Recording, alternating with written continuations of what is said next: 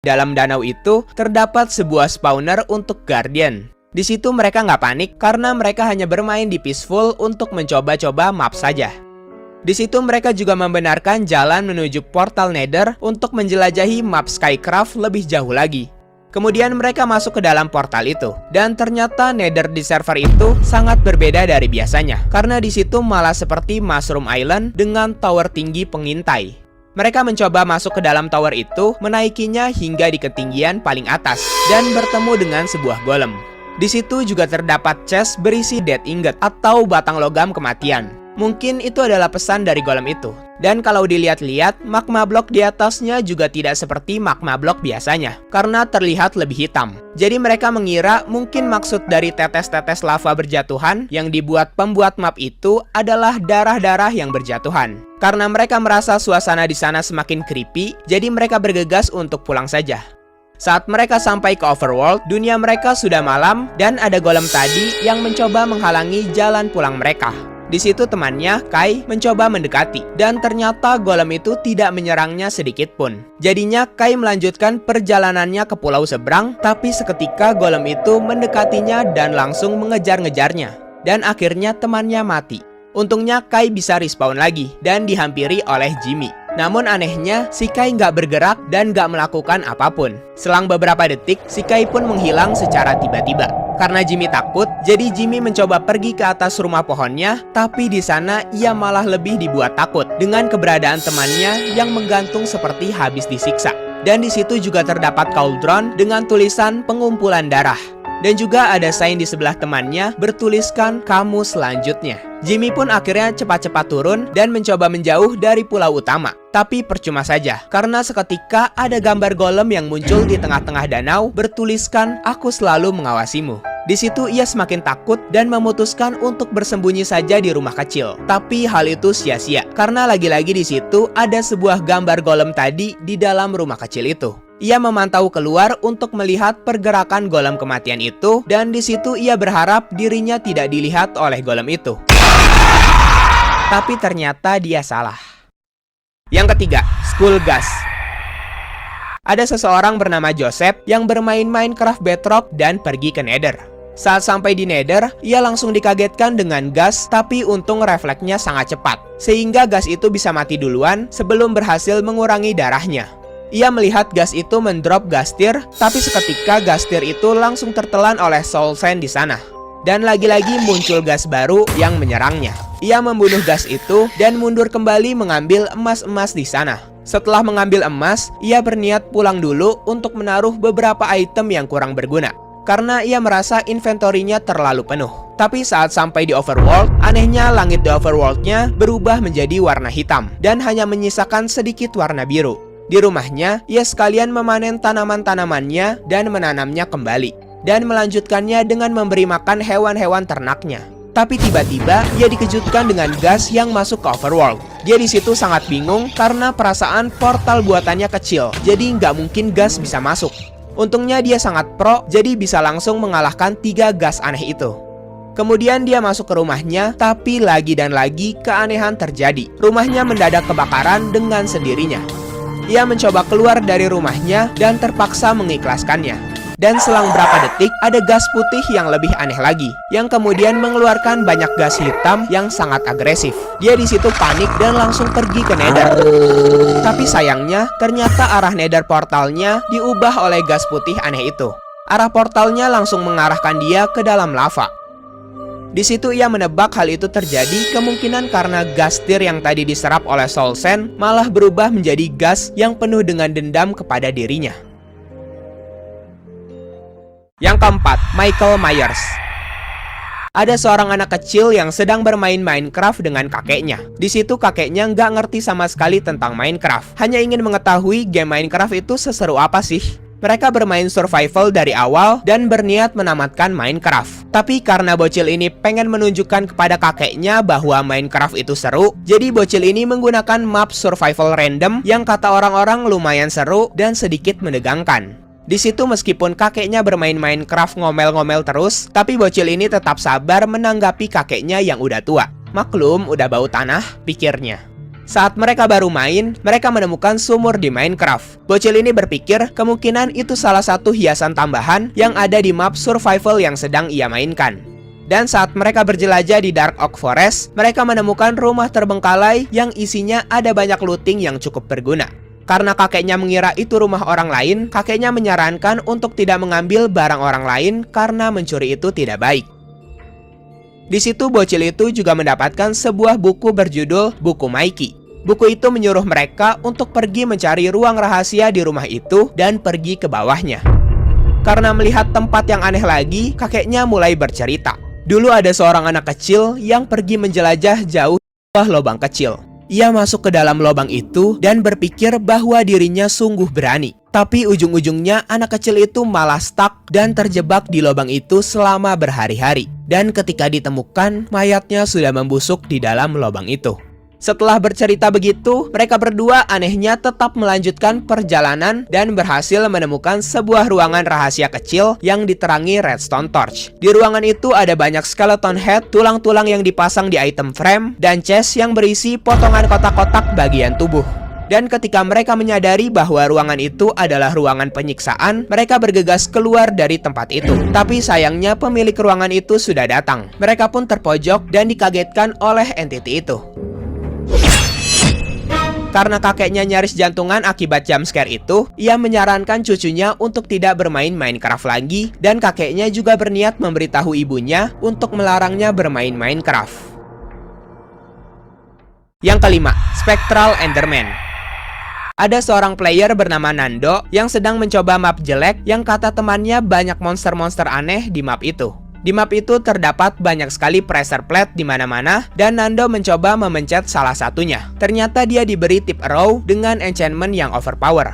Dia mencoba memencet pressure plate satunya lagi dan berhasil mendapatkan bow. Di situ dia mulai berpikir kemungkinan besar bow dan arrow di situ digunakan untuk melawan monster-monster yang akan muncul nanti. Di situ dia mulai memencet pressure plate lainnya dan tetap mendapatkan hal yang sama, yang membuatnya yakin pasti akan ada monster-monster di map itu. Dia menunggu 3 hari berturut-turut, tapi anehnya tidak muncul monster sedikit pun.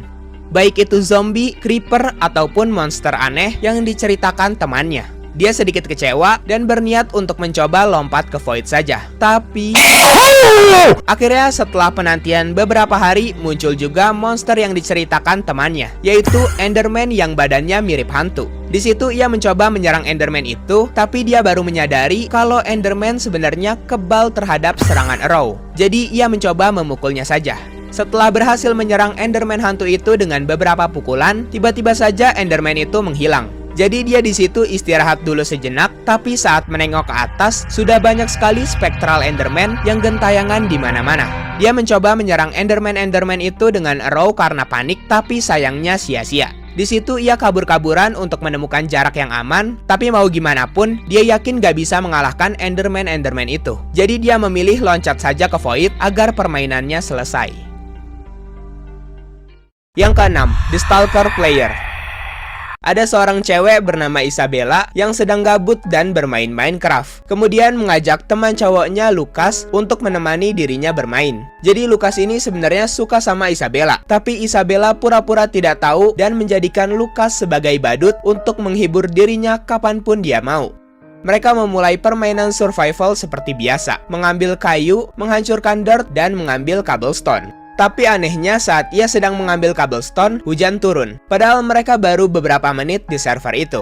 Meskipun hujan, mereka tetap melanjutkan permainannya dan berhasil menemukan village. Di village itu, lootingannya sangat banyak, tetapi nggak ada satupun villager ataupun binatang. Karena tidak mau memikirkan lebih lanjut tentang itu, jadi mereka berdua langsung tidur setelah mengambil beberapa item penting. Kemudian mereka membangun rumah mereka sendiri dan lanjut mencari beberapa makanan. Mereka juga membuat cerobong asap di atas rumahnya agar terlihat benar-benar seperti rumah. Kemudian Isabella masuk ke rumahnya dan pergi ke lantai atas. Tapi di sana ia malah melihat ada seseorang yang gak diundang di atas bukit. Ia sudah bertanya ke Lucas, tapi katanya dia sedang mining. Isabella menghampiri Lucas dan sama-sama mencari keberadaan orang tadi. Karena mereka nggak menemukan siapa-siapa, jadi mereka melanjutkan mining saja. Ketika lagi asik-asik mining, lagi dan lagi ada seseorang yang berusaha menakuti mereka. mereka kehilangan jejak orang itu, mereka memutuskan untuk mengecek tempat pertama orang tadi muncul. Dan saat dihampiri, Isabella melihat lagi sosok itu, tapi di ketinggian yang lebih tinggi. Mereka menghampiri orang itu, tapi orang itu sudah menghilang kembali. Tapi setidaknya mereka sekarang berhasil menemukan petunjuk baru. Karena mereka penasaran, jadi mereka nekat untuk terjun menelusuri tempat aneh itu. Mereka menelusuri lebih dalam labirin itu, tapi kosong, tidak menemukan apapun. Sampai mereka berhasil menemukan sebuah pintu. Di dalam sana terdapat sebuah tempat dengan gold block, netherrack, dan api. Hampir sama seperti tempat pembangkitan Herobrine yang dipercaya banyak orang. Di situ juga terdapat sebuah tulisan berartikan dia akan bangkit. Hah? Dia siapa? Pikir Isabella. Isabella mencoba menjauh dari tempat itu untuk mencari temannya, tapi malah muncul orang itu lagi. Untungnya ia berhasil bertemu dengan Lukas, sehingga keberaniannya muncul kembali dan mencoba mendekati tempat mencurigakan itu lagi. Namun ketika mereka sedang lompat-lompat dan bingung tentang pondasi itu, tiba-tiba si Lukas mati tanpa sebab. Alasan kematiannya pun sangat gak jelas. Tapi kemudian muncul seseorang di balik pondasi itu dan mulai mengejar dirinya. Untungnya Isabella punya refleks yang cepat dan berhasil menjauh.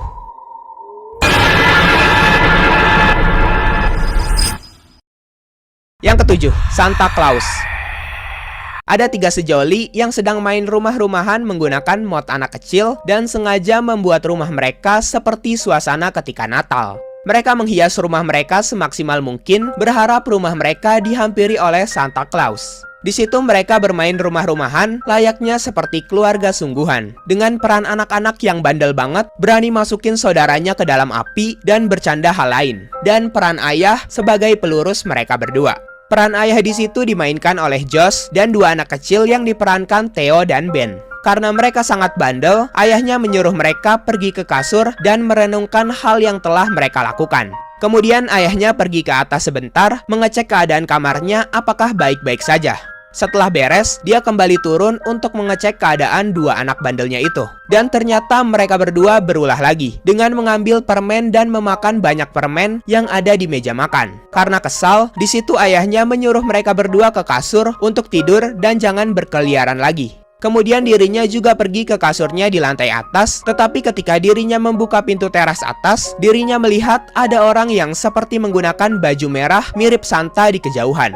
Ayahnya mendekati tempat ia melihat orang itu dan ternyata benar. Di situ ia bertemu Santa Claus. Santa Claus itu langsung pergi menjauh sambil meninggalkan beberapa tulisan. Tulisannya berartikan, aku akan mengunjungi anak-anakmu malam ini. Dan itu akan menjadi pengalaman spesial bagi mereka. Di situ ayahnya dan 2 anaknya nggak curiga sedikit pun dengan Santa itu karena mereka menebak siapa tahu Mojang beneran menambahkan Santa saat 25 Desember dan sengaja nggak memberitahu siapapun karena hanya segelintir orang saja yang servernya dikunjungi Santa Claus di Minecraft. Kemudian selang berapa menit mereka mendengar ada suara bel-bel dari atas rumah mereka. Dan saat mereka melihat hadiah yang diberikan Santa itu, mereka kecewa. Karena yang diberikannya adalah Steve Hat, beberapa redstone, dan beberapa sign. Sign-nya itu bertuliskan, aku tahu kamu itu sebenarnya baik atau jahat. Dan jadi baiklah demi kebaikan. Dan saat mereka mau masuk ke dalam rumah, tiba-tiba saja Santa itu datang lagi. Tapi kali ini dengan muka menyeramkan, tidak seperti sebelumnya. Di situ mereka bertiga terpojok dan kalau diperhatikan namanya berubah. Yang sebelumnya namanya Santa Claus, sekarang menjadi Santa Claus, atau artinya cakaran Santa. Kemudian Santa Claus itu berkata, ayahmu adalah orang baik, jadi kamu aman. Dan kemudian dia berkata lagi, tapi sayangnya anak-anakmu terlalu bandel, jadi aku akan mendidiknya. Di situ anak-anaknya nggak bisa bergerak dan tiba-tiba saja langsung tergeletak tak bisa berkata apa-apa lagi. Dan Santa Claus itu juga memberikan bercak-bercak darah ke rumahnya sebagai kenang-kenangan darinya. Dan kemudian dia kabur keluar. Mungkin maksud cerita ini adalah, gak usah jadi bandel. Oke guys, jadi itulah dia 7 creepypasta teraneh part 18. Kalau kalian suka jangan lupa like-nya. Jadi udah itu aja dan thank you. Bye bye.